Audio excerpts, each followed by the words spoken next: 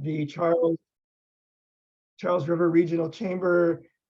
Delighted to have you all with us today for what we're calling a Watertown Business Community Town Hall, sponsored by our friends at Grassi. Grateful to them for presenting this program today, and to Larry Field from the City of Watertown, who will be walking us through this presentation. His colleague Steve Magoon got called away at the last minute, so Larry's going to be on his own on this one, but I'm sure we'll be able to handle that. And just to give you a little idea what our plan is, I'll introduce Larry in a moment, and we will hear the presentation about the Watertown Comprehensive Plan and get a little sense of what that all means. And then there'll be an opportunity for everyone here to ask questions, and you can do that through the chat function if you want. But we also really want this to be a conversation, so just you'll be able to raise your hand and let us know what your question is, and having an opportunity to ask Larry questions about it and share your thoughts. So we will get started. Good morning, Larry. How are you? I'm doing well. How are you? Great, very good. Thank you for being part of this. Can you, before we get into the slideshow, help us understand what a comprehensive plan is? It's a concept that I'm sure is new to some people, and really what this process is. Maybe even briefly tell us what the process has been up to this point to get to the document that you're going to show us today. Okay. So a comprehensive plan is really a community's strategic vision and framework. It is required by state statute. Every 10 years, communities are expected to do it, but we are not a state where the comprehensive plan has teeth. So the power of the comprehensive plan depends on how seriously the community takes the process and implementation of it. One of the challenges of doing a comprehensive plan is that it's supposed to be at a strategic level, and managing the expectations people have about specifics is important for people to understand that this is supposed to be laying out the strategies and not the specific policies, not rezoning itself, etc. But in a community that takes it seriously, and Watertown does, it has a real impact. Some of the examples of that I can give you from the 2015 plan. In 2015, one of the things the plan said was that it wanted to have the part of Watertown that is along the Arsenal corridor become a regional destination, and wanted to be a magnet for mixed use development. And out of that grew the regional mixed use development zoning district, and out of that came Arsenal Yards. Out of that will come something at Watertown Mall. And so that is an example of where you have an idea and that idea becomes real. And another example is that the plan, based on earlier work in the Economic Development Plan of 2011, envisioned that just south of Watertown Square, there would be a signature gateway to Watertown Square. And what has developed now is 66 Galen Street, and which is under construction, and approval this month of 99 Water Street, which is the second stage of that. So that gives you a sense that comprehensive plans, if you take them seriously, don't just go on the bookshelf, but become real action for a community. That's great, and really helpful too. And that, friends, is why we all need to pay attention to what Larry's going to show us today and provide feedback. Because as I understand it, the next step is there's surveys that are open now that will be completed. We can put the link in the survey and send that to everybody by the end of this week. And ultimately, the final draft gets presented to the planning board and city council for ratification, and then it becomes the way that the town hall operates and the way that guides decisions, right? Great. So Larry, why don't you show us what the presentation on the plan, and then we'll have an opportunity to let people weigh in. Great. Thanks.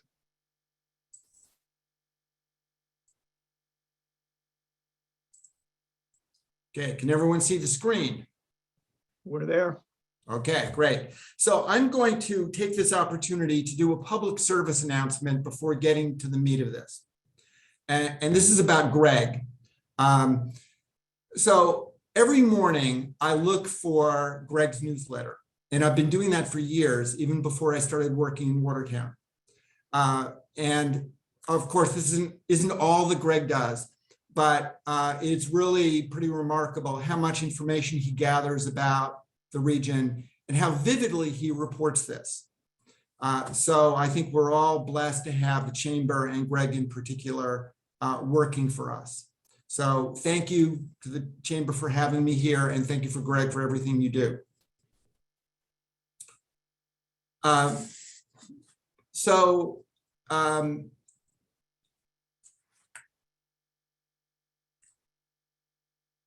One of the issues I think with, let's see if this works, with screen sharing is sometimes you can't advance it the first time you go. See if this works.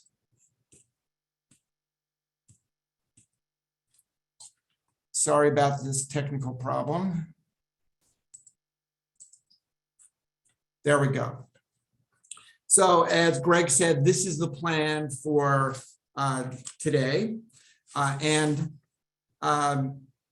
going to have a slide deck that covers all aspects of the plan, but I understand that you are interested in certain aspects, and I'm going to focus on those.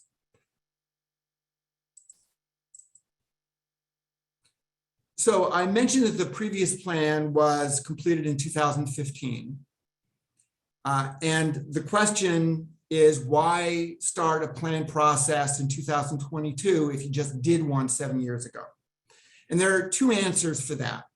And the City Council chose to move forward with this new plan update because, number one, so much had been implemented of the recommendations from 2015. And I've given you a couple of examples of things that have happened as a result of that plan. The second thing is that so much has changed both in Watertown and in the world since 2015. Some of the things are all the new development that has occurred in Watertown. At this point, it's over 3 million square feet of new commercial space that has been permitted, mainly life science labs. But also things like COVID and its impact on restaurants and retail and the way in which the work environment operates. Commuting patterns have changed and may continue to change. And finally, the way in which e-commerce has eaten into in-person businesses has just increased over the past 8 years.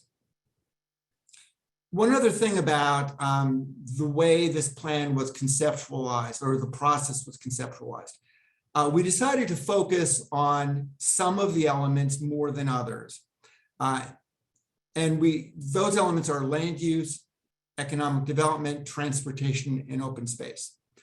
And we did that because one of the particular areas, economic development, had really not seen a fresh look for more than 10 years. In 2015, there had been a economic development framework that had been finished in 2011. And the 2015 plan relied a lot on that work rather than revisiting a lot of those strategies.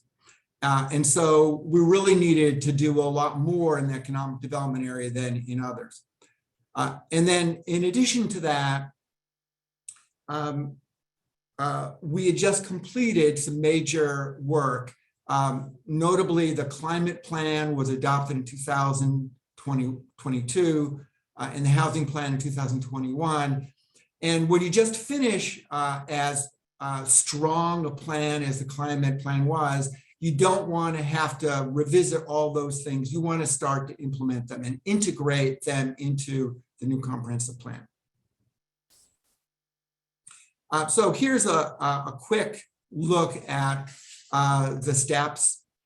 In the spring of 2022, our consultant Stantec started looking at where is Watertown today, that's the baseline conditions, and asked the question of the community. We had a vision in 2015. What do we think about that now? Then we moved in the summer and fall of 2022 into looking at goals and strategies. And then the draft plan was just released in late February, and we had an open house on March 9th to get robust public comment on the plan.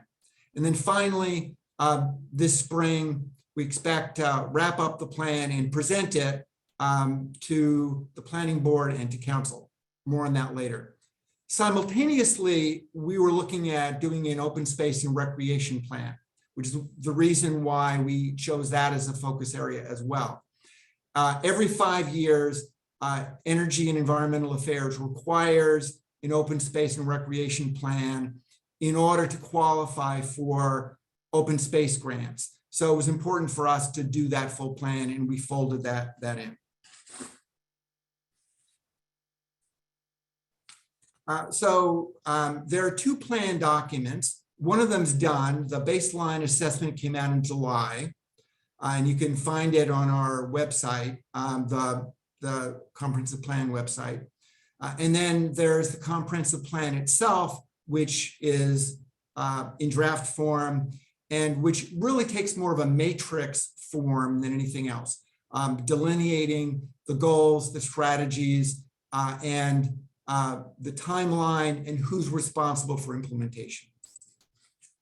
This is the vision statement for the new draft plan. It is one that is pretty close in substance to the one in 2015.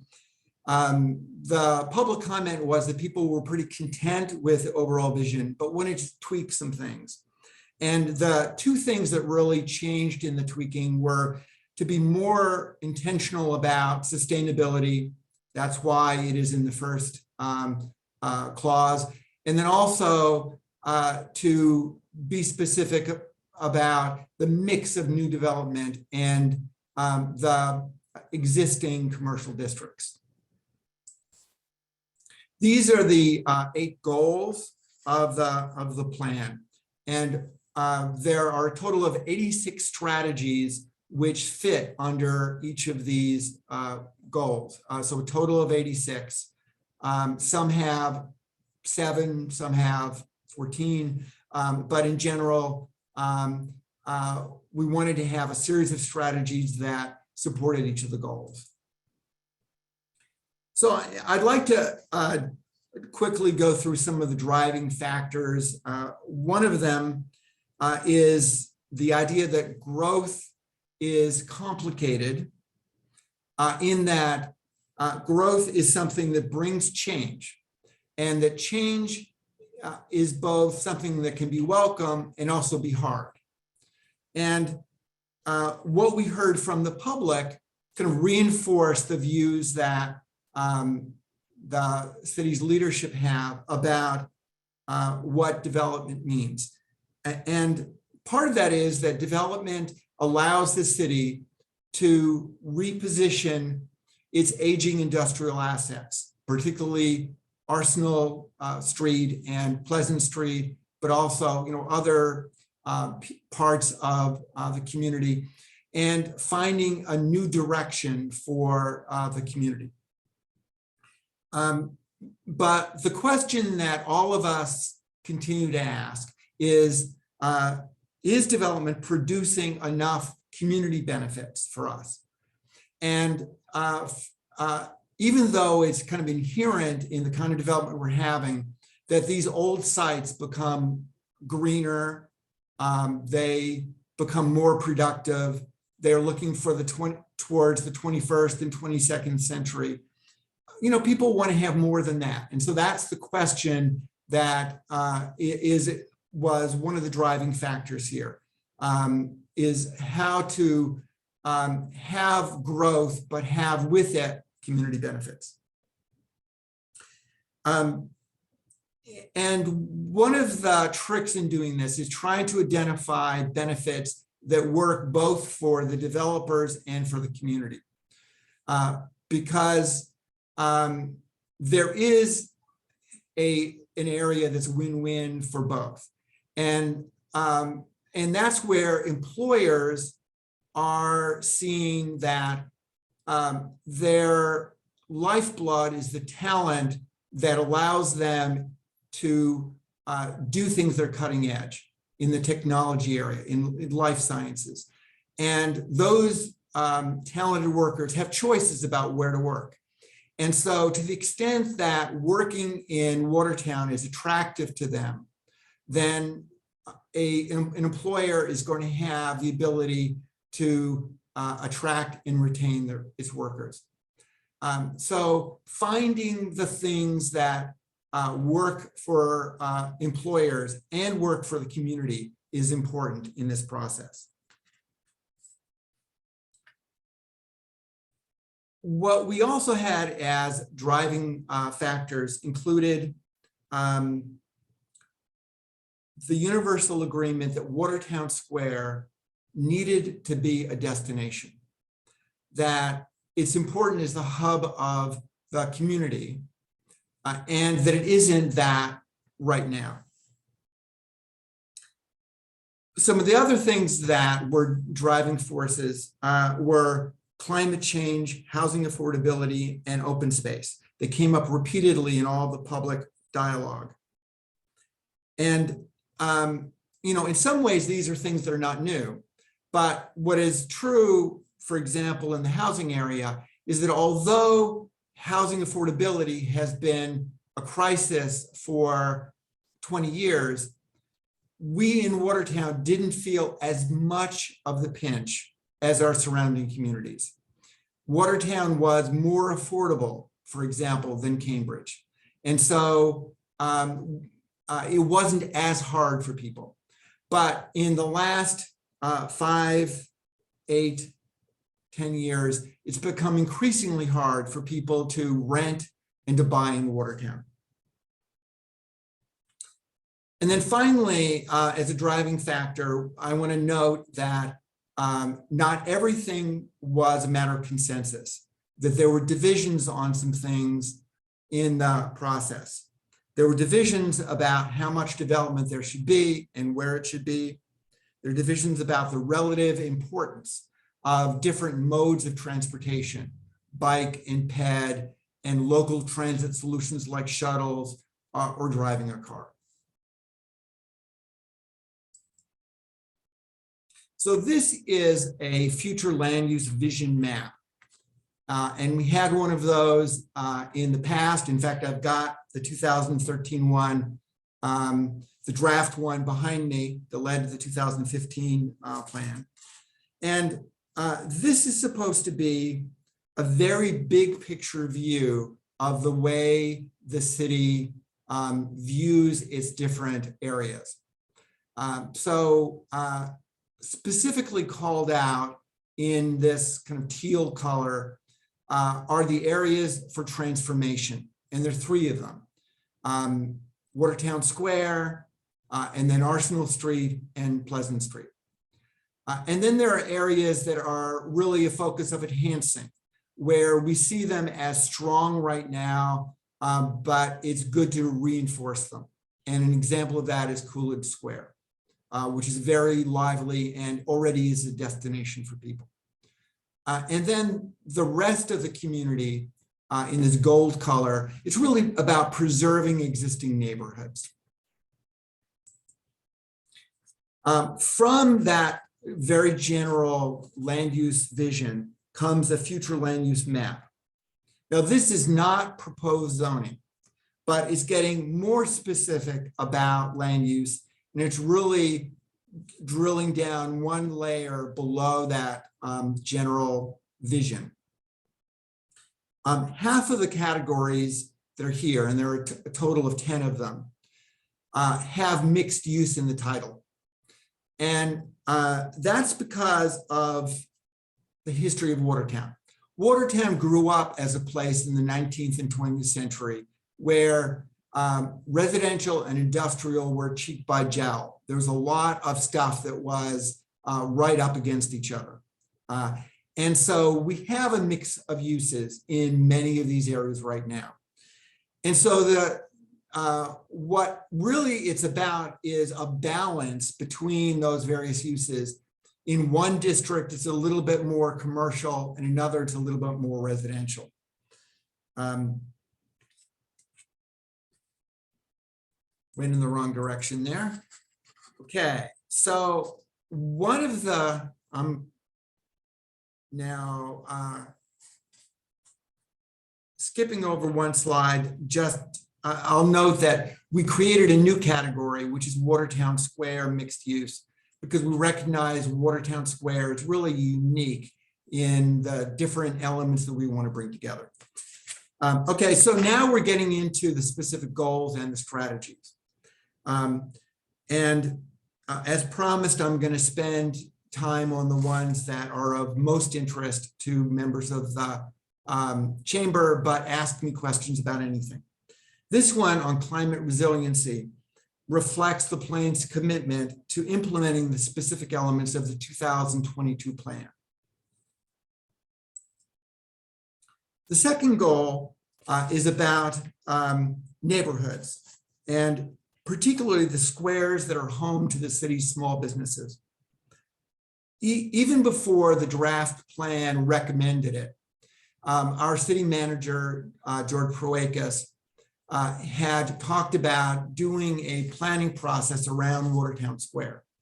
And the intent, both in the city manager's mind and with the support of the city council and formal recommendation in this plan, is that immediately after the plan, the comprehensive plan is adopted, to jump into doing something that's really focused on Watertown Square and is much more specific about what needs to happen there. And the idea is for this to be a holistic plan to tackle all of the challenges in there: traffic and parking, street design, how to support local businesses, placemaking. What we also want to do is to fold in the MBTA communities law. As I think you all know, there's a requirement in Watertown's case, it's by the end of 2024, to have at least one zoning district that allows multifamily by right at 15 units and acre density. And Watertown submitted an action plan that's designed to do that, that's centered on Watertown Square.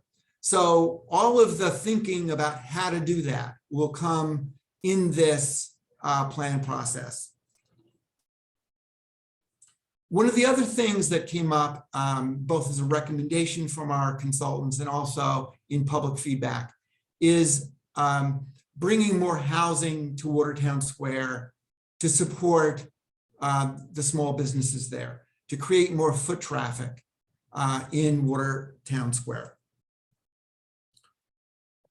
The plan also calls for more shared community benefits arising out of new development.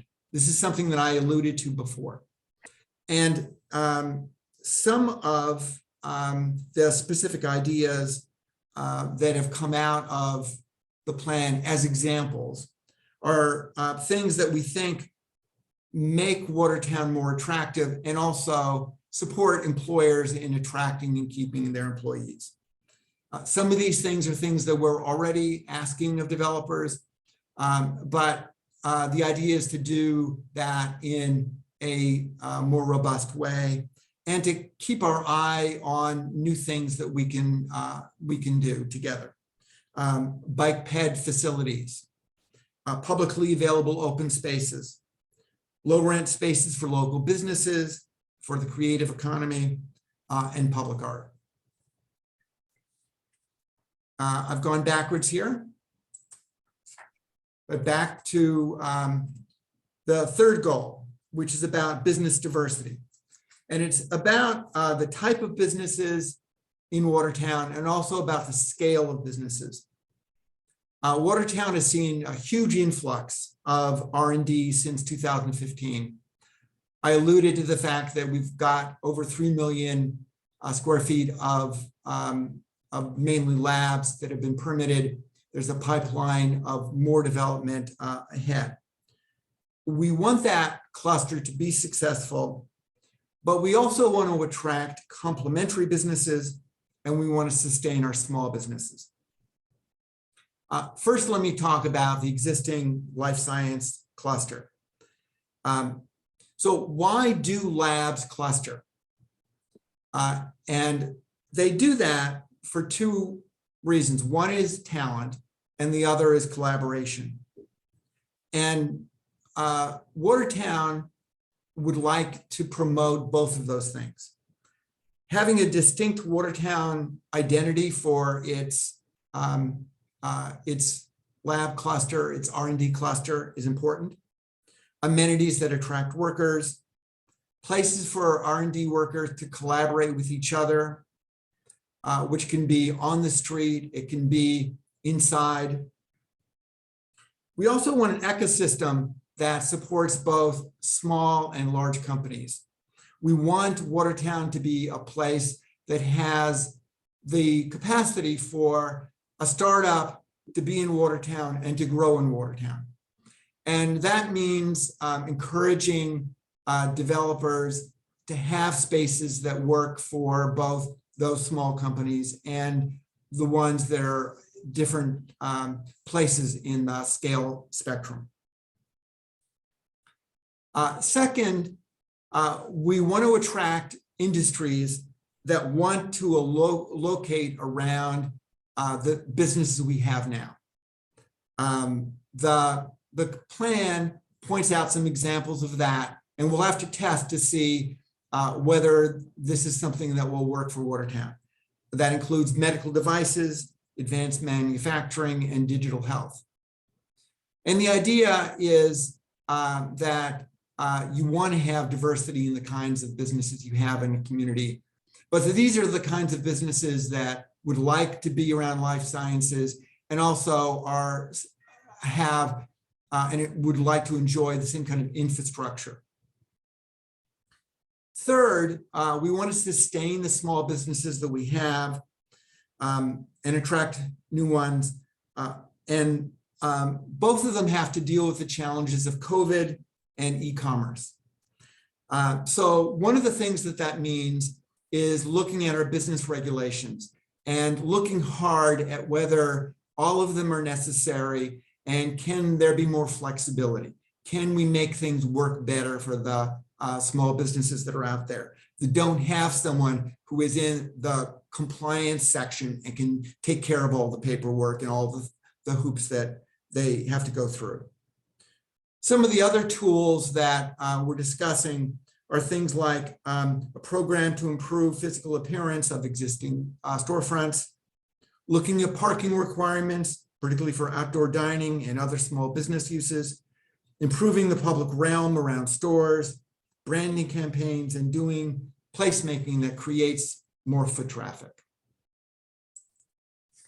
The fourth goal is around transportation, and particularly multimodal transportation. One of the key strategies is trying to connect the various walking and biking segments that have been created in recent years. The vision is that workers can walk and bike to jobs, to shopping, to recreation, and that residents can do the same thing. And to the extent to which the post-COVID world allows us to both have the capacity to serve the workers who are coming into Watertown because they have to. For example, they work at a lab and you can't have a lab in your home. to have the kind of transportation network that works for them, but also for the residents, some that may not be actively in the workforce, but others that are in the workforce, but now may be able to work at home 2 days, 3 days, 4 days a week, to be able to allow them the transportation network so that at lunchtime they can go someplace and they don't have to get in their car to do it. Another one of the keys in this transportation area is parking and parking management specifically. I think that we all recognize we can't outrun our parking problems by supply. That although supply is something that needs to come as you grow, that you have to look at ways to manage parking through shared parking, through focusing on how to reduce demand. And so, that's a major element of the strategy. The fifth goal deals with housing options, and the emphasis here is on options. So the pictures in this slide kind of illustrate that story. The top slide you can see is a significant multifamily development. We need and have a lot of apartments like that. But we also need to have smaller scale development. The lower slide is an example of that. And it's also an example of the need for more affordable housing. This is Marshall Place, which is elderly housing that is for affordable households. And so the plan includes the idea of having more 100% affordable developments over time, and to have the space, to be able to provide incentives for smaller scale housing as well. Goal 6 is about open space and recreation. And of course, we've got the full plan that is being completed while this process is going on. Community wellness is the 7th goal, and it's about places and programs, particularly for social interaction and for arts and culture. One of the things that we've learned during COVID is how important it is for us to create ways for people to interact with each other. We have been driven by COVID to do more things online and to be more cautious about being together. So being intentional about creating spaces that work, particularly outdoors, is important.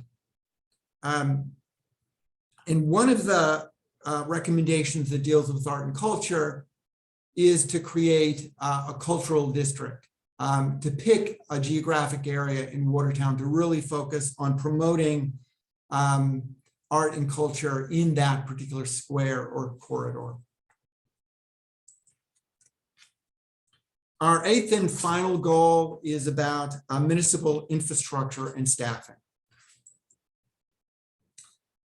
So at the March 9th open house, we asked members of the public then and online in the survey that Greg mentioned to identify what people consider to be important strategies. So of the 86, they could choose one or all 86 as important. And we learned something from the process as 13 strategies emerged as ones that were picked more often than others as important. And many of them relate to economic development, and I have called out some of those on this slide. More housing near Watertown Square, businesses, supporting the existing squares and also the growing commercial areas like Arsenal, open spaces, encouraging social interaction and more housing choices. And some of the other goals that don't deal as directly with economic development, walking and biking, climate was a big one. Climate and open space appeared in many of the strategies. and then integrating art and culture. That gives you a sense of a little bit of what we heard. And now, as to next steps, our consultant team is working on finalizing a plan, and that will go by statute. It goes to the planning board for approval. But we also have in mind that city council will look at it, and there'll be a formal consideration process there as well. And I believe we have a couple of our counselors on the phone participating. I think Councilor Gannon, Councilor Petrelli, thank you for registering for this. And they and others will be very involved in this formal process.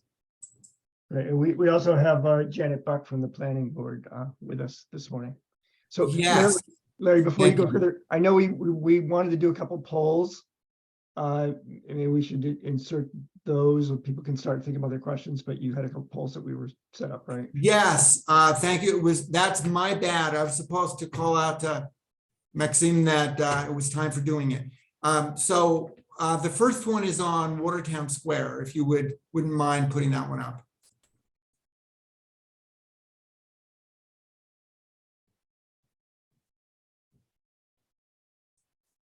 So we'd love to have everybody just weigh in on this quickly and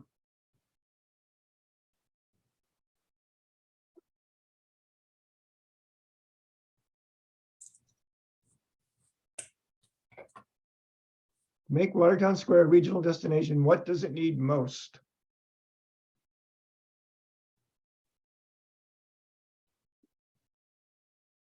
And people want more unique restaurants, more outdoor gathering spaces.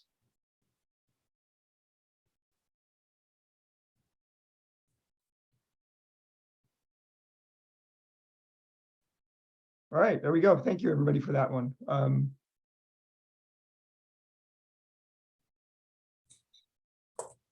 And the next one is on transportation modes.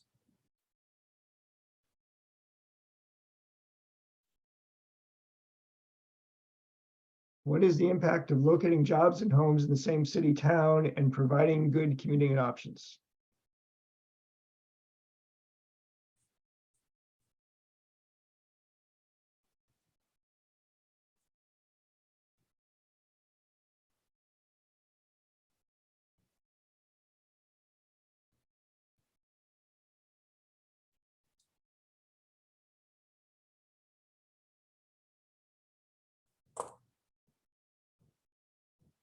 Well, pretty strong consensus there that greater percentage of workers make decisions allowing them to commute by bike and walking.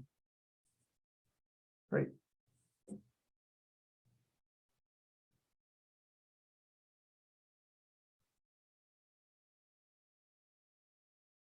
Is there another one, Larry, or was that it? That's it. Okay, great. Thank you. So tell us a little bit about the website and what we can find there and remind us about the survey. And then I think we may have a few questions. Right. So the project, are you able, Maxim, to minimize the poll? Yes, the poll's out of the way for everyone. Great. So the project website is up there. Everything, all the documents are on that site and you can download them. And in addition, the survey is going to be live until Friday at 5 p.m. So you can weigh in on strategies, indicating which ones you think are important, and then provide any other comments you have. Great. And we will share the link to this in an email along with the video from today so you can share it. Larry, thanks for that. That was really interesting. And along the way, I had a lot of questions which you ended up answering already, but which is great. But I want to welcome people to raise their hand and join the conversation. Maxim, I think we can stop showing the slides now and just allow everybody to be present. Watertown Square and the MBTA Communities Act, which you mentioned is the area that city has identified for that additional housing as required by the state law.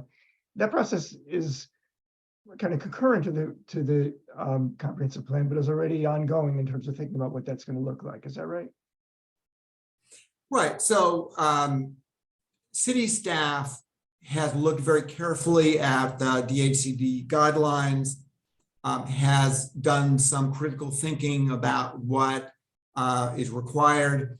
And in submitting the action plan to DHCD at the end of January, we've put forward something that we think will work. We're confident that the city can comply with the guidelines around Watertown Square, and what we need to do is just figure out the specifics. So we're not a community that's going to have to try to really do cartwheels to try to, get within the guidelines. And I should add that DHCD approved our action plan.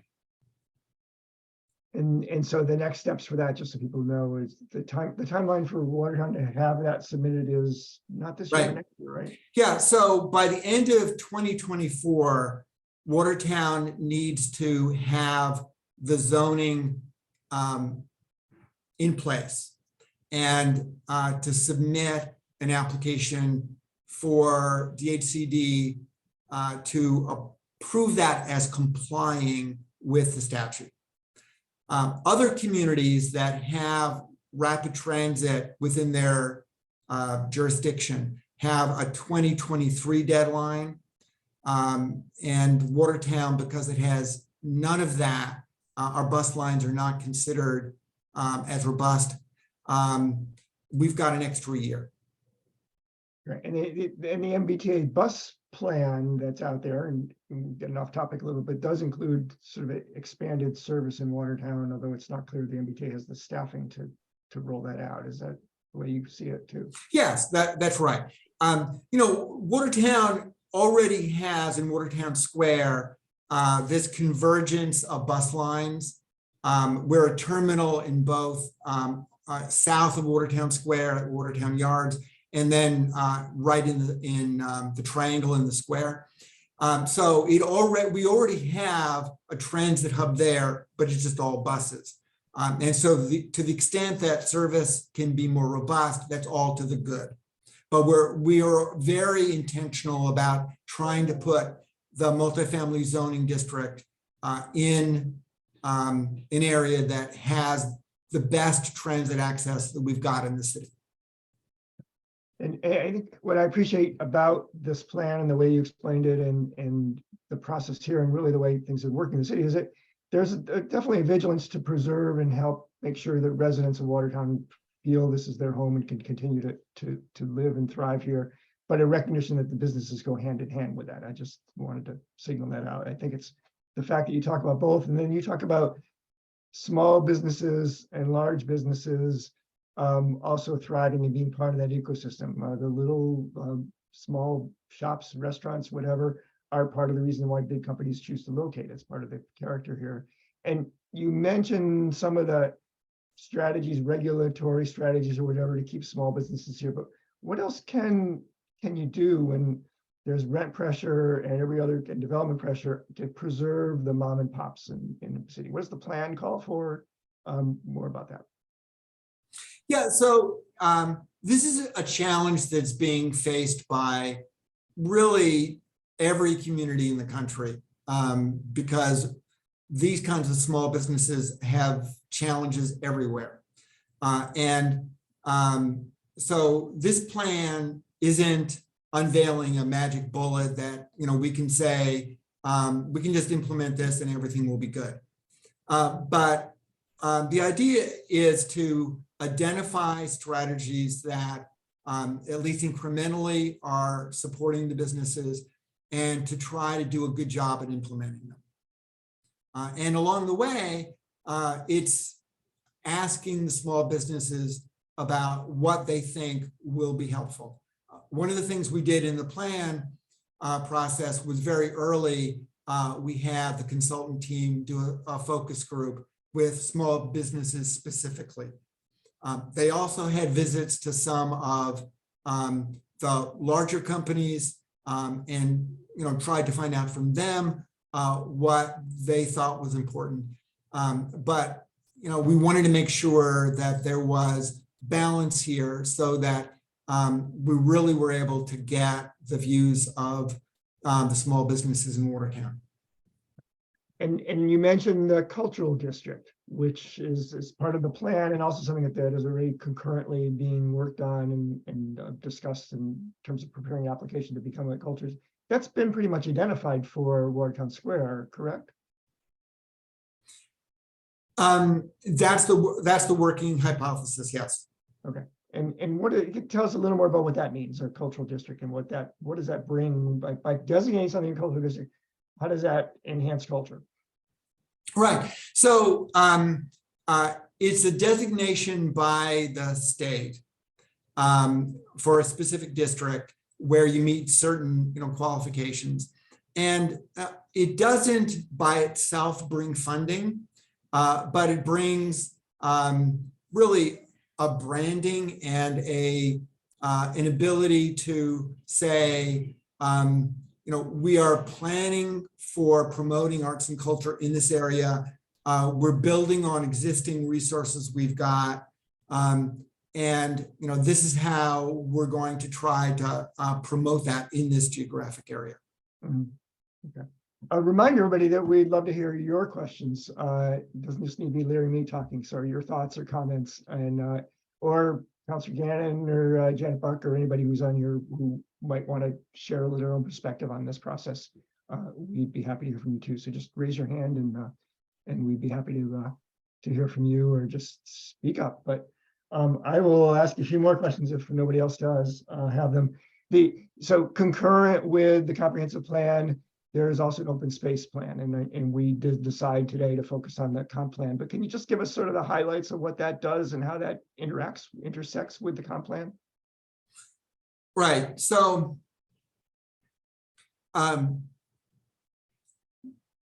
Watertown is a place that has a huge percentage that is already developed. And so it's very challenging to create new open space. But it's something that the open space plan is pointing to as something where the city can be opportunistic in trying to do that. So that, is one piece of it. But what is also true is how to enhance the public spaces that really belong to someone else, but are ones that the public can enjoy. So an example of that is that when developers come in and say, we've got our 20% required open space, we're actually going to provide you, with 28% because we think that works, for us as well.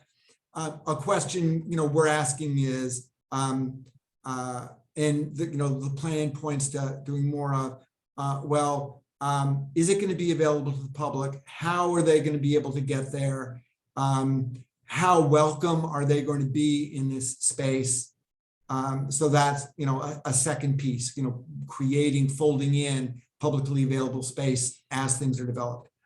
And then finally, improving the open space and recreation areas we have, the infrastructure involving them and access to them, getting the ability to get people there. Terrific. First, let's go to Councilor John Gannon. Councilor Gannon, good morning. Welcome. Yeah, thank you, Greg, and to members of the chamber. First of all, I want to thank you, Greg, and the chamber for hosting this event. Very important milestone for Watertown and updating its comprehensive plan. We've seen many changes from the incarnation of 2015, which brought a lot of significant development. Life Sciences is a wonderful partner for Watertown, many reasons. The bigger building, smaller number of employees, good for the tax base and good for traffic circulation as well. And it brings many jobs to Watertown, so we're thrilled with that.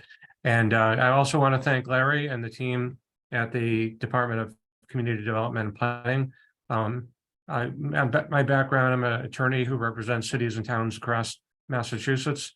A comprehensive plan is a wonderful opportunity to reflect on where Watertown has been, where it's going, and to look forward and to deep dive into different neighborhoods and impacts. But certainly to Larry's and the team's efforts, the comprehensive plan had a lot of public engagement. We're thrilled that there were so many opportunities. The town reached out, the city, I should say, it's in a relatively new development, reached out to so many audiences, not only to this chamber, but the Watertown Business Coalition, to so many different other partners and stakeholders across Watertown. So that was thrilling. And also to Greg's point about maximizing development as well as open space and access to community pathways. For example, I was on the zoning board in Watertown for 10 years prior to becoming a city councilor back in 2019. The access of, for example, the Watertown, the Charles River, the namesake of the chamber, wonderful recreational opportunity for Watertown. When I was on the zoning board, I would ask for a condition that developers would allow access from local streets to the Charles River through their properties.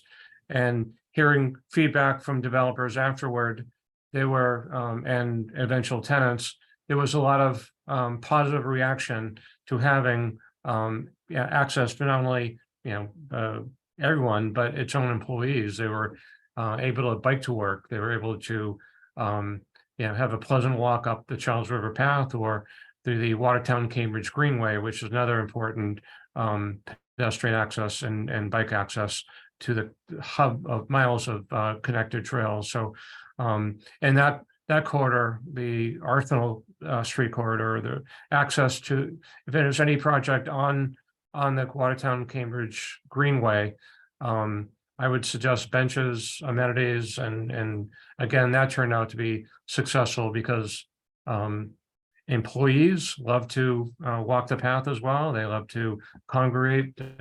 Is good for morale for the employees and saved a number of vehicle trips to Watertown. So with the whole effort, I've been thrilled about the input and access to so many different stakeholders. And I want to thank Greg, Larry and the team and Greg for promoting this event today. Yeah, I agree that the access to the river has been transformative, and there's clearly more that can be done, but it makes such a difference. You can really just see, that Oh, sure. experience. Let me ask you, if I can put you on the spot and then ask the same question. Of course. So this was a year-long process or so, right? Was there anything that came out or sits in this draft or from the conversation that surprised you? Or does it really kind of conform with where you thought the city was headed? Well, it was good to have the citizen input was very helpful. I mean, at the beginning resulting from the 2015 comprehensive plan, creating a Pleasant Street corridor, super development corridor, and Arsenal Street super development corridor. We created a ton of housing. I mean, I was on the zoning board prior to becoming councilor, like a few thousand apartment units between Arsenal Street and Pleasant Street came up, and also life sciences. I mean, I was fortunate to grow up in Watertown. The Watertown I grew up in, factory-based manufacturing. My friends' dads were laid off from these manufacturing plants when at the time they moved south and eventually overseas. So, and then a lot of these buildings were moribund and stagnant. And it's wonderful to see Watertown's economy